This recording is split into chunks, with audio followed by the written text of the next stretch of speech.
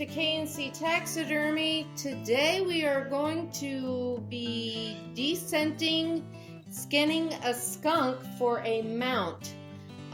Just so you know, what I have researched, what works best would be baking soda, peroxide, and like Dawn dish soap or dish soap. You make a slurry out of that and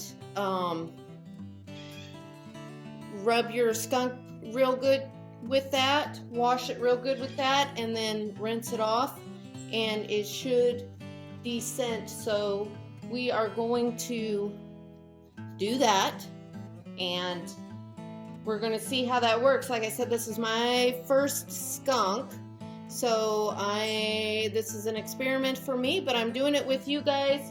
And from what I understand, it's about 1/4 a cup of baking soda, a bottle of peroxide, and just probably about 1/4 a cup of dish soap as well. And and then you're going to mix that all together and make like a slurry of these 3 ingredients. Rub your skunk all in the fur really well, and then rinse it off. So what we're going to do, and I'm probably going to let it sit for a little bit, make sure it works in real well, because this skunk was roadkill, so I'm sure the glands, everything has been busted up real well, so it's really stinking really well. So the customer was really attached to this particular skunk and unfortunately ended up getting run over, so they want to keep it forever as a pet, I'm assuming. So we are going to try to do that for them so they can have their little friend Flower with them. And so here we go. You guys follow along on this adventure, and hopefully my husband doesn't kick me out of the house.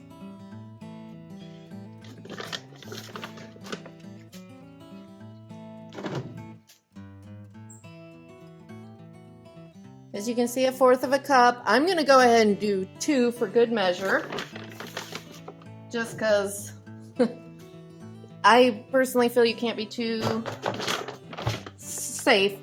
And this is the baking soda.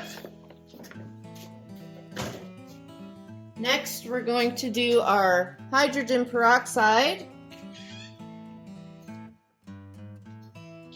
And if I can get that open. All right. We're going to pour that whole bottle in. Whole bottle right in there.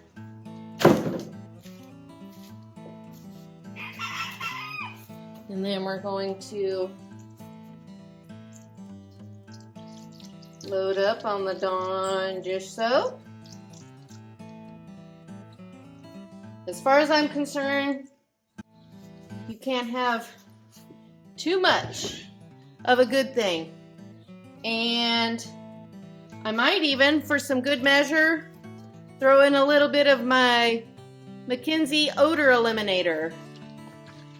Just 'cause it's concentrated. Why not?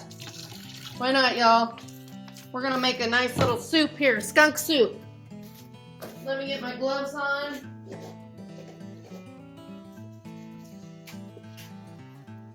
Give this a good mix.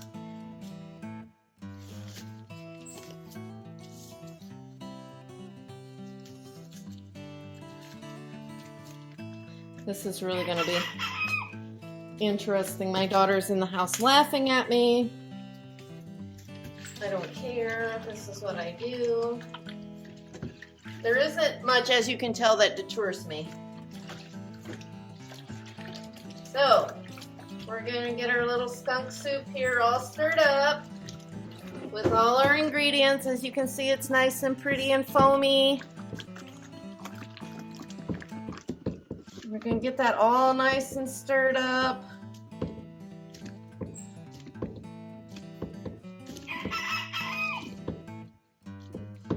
All pretty and mixed up. Nice pretty blue color. It's not going to be that way for long because we got to go get Skunky, and I'm going to get an old rag here. Set that over here. And I will be right back with the skunk. Just you wait. All right, as you can see, I have got our skunk here in the sink. And if you're wondering, I can't even smell that great. And to me, it smells really strong, like garlic or something. So I'm going to, let's see how well this works.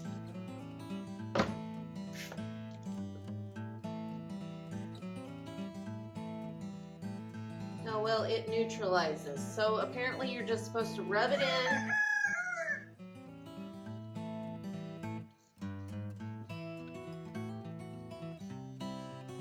Really well. I'm just trying to get this thing as neutralized as possible so I can just work with it. Like I said, it was hit by a car, so it's really bad.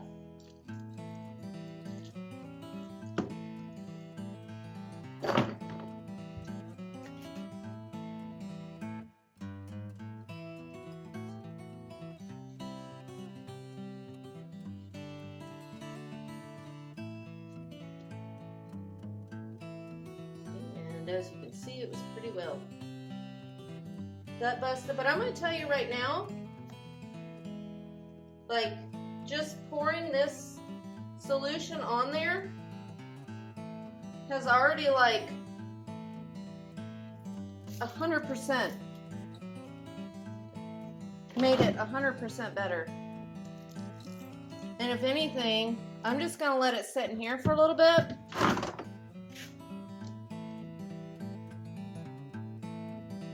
And you can see it's really, the hydrogen peroxide is really going nuts and really foaming up.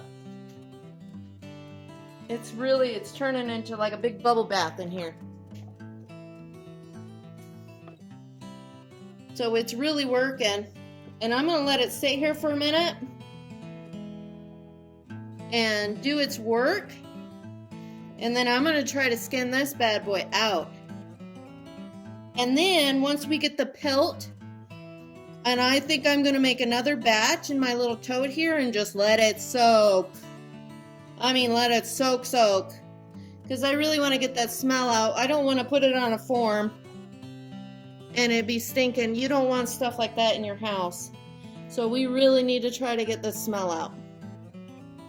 So keep following along. Remember to like our page, Casey Taxidermy. Watch us on YouTube and follow us on Facebook. And we always have fun adventures like this. You're always learning something, and so are we. Keep following along with the rest of this skunk as we keep doing work. Okay, like I said, this skunk was run over, so it was already gut busted. So what I used the opening that I'd already had down here and just went ahead and opened it in the stomach. Now I've got the carcass already out. As you can see, I've skinned them out and I've had them soaking in that baking soda peroxide Dawn dish soap solution. And it was a male. It did have testicles. So, there's that. Pretty little skunk. A lot of white on it, as you can see. It's actually a big skunk. Nice adult skunk. Got a lot of white, pretty white. And that solution has made it very easy to work with. I didn't realize that skunks had so much fat on them. I have never this is my first skunk, so I've never dealt with a skunk before. So now that I've got the internal organs and the inside removed, now I'm going to just go ahead and turn him back out and flesh him a little bit. because as you can see, that's all fat.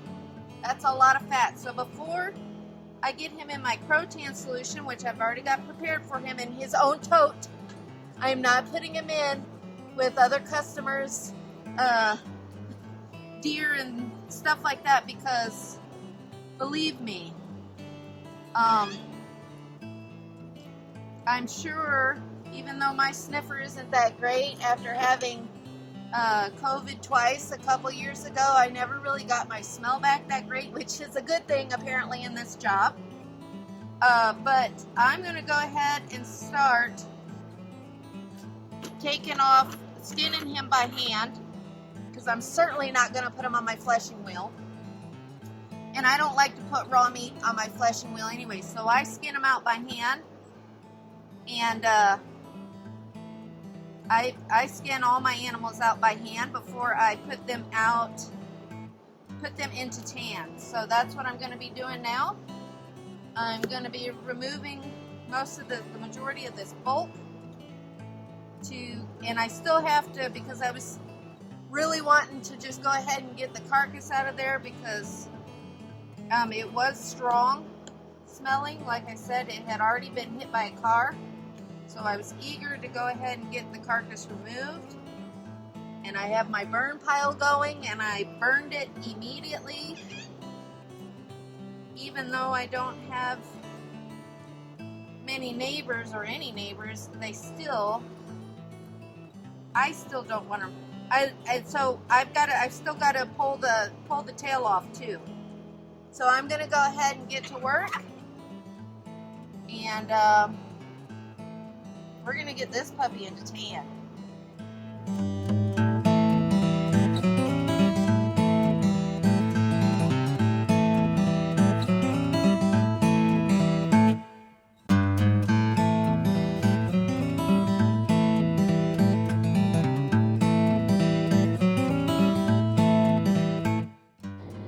As you can see, there are big things going on here at K&C Taxidermy, so make sure you subscribe so you can get notifications on everything that's going on here at K&C Taxidermy.